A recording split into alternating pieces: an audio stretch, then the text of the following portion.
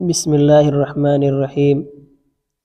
حضرت محمد صلی اللہ علیہ وسلم سیریز قسط نمبر 3، والدین اور دادا کی سرپرستی۔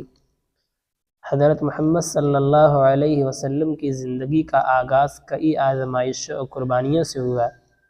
اللہ تعالیٰ نے اپنے محبوب نبی صلی اللہ علیہ وسلم کو بچپن ہی سے ایسی تربیت دی جو ان کی عظیم شخصیت کی بنیاد بنی۔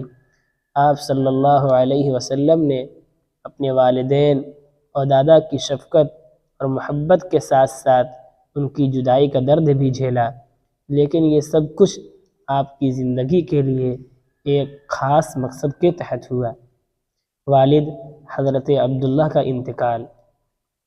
حضرت محمد صلی اللہ علیہ وسلم کے والد عبداللہ کا انتقال اس وقت ہوا جب آپ کی ولادت بھی نہیں ہوئی تھی۔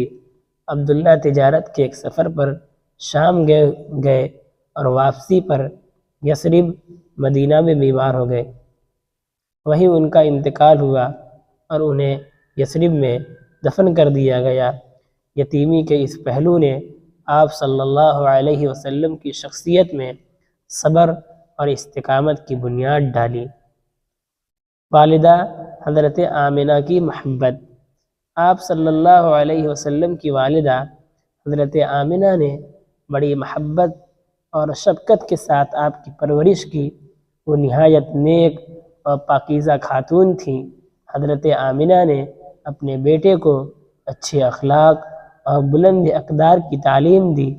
جب حضرت محمد صلی اللہ علیہ وسلم 6 سال کے ہوئے تو حضرت آمنہ انہیں لے کر اپنے شوہر حضرت عبداللہ کی قبر کی زیارت کے لیے یثرب گئیں۔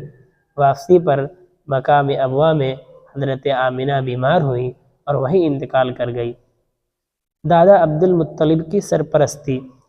حضرت آمنہ کے انتقال کے بعد حضرت محمد صلی اللہ علیہ وسلم کے دادا عبد المطلب نے آپ کی کفالت کی ذمہ داری لی۔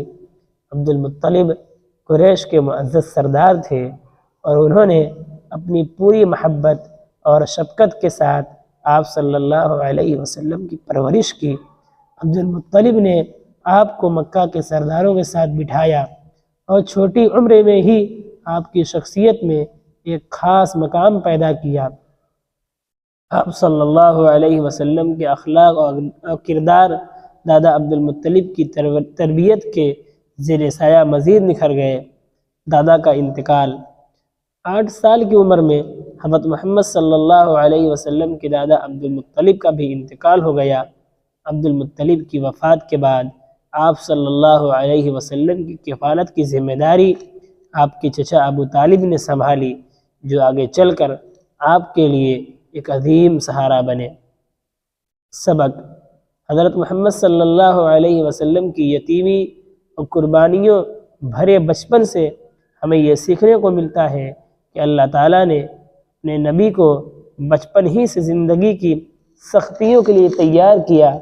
ہمیں بھی اپنے ارد گرد یتیموں اور ضرورت مندوں کی مدد کرنی چاہیے اور ان کے لیے محبت اور شفقت کا مظاہرہ کرنا چاہیے، جیسا کہ نبی اکرم صلی اللہ علیہ وسلم نے اپنی امت کو تعلیم دی۔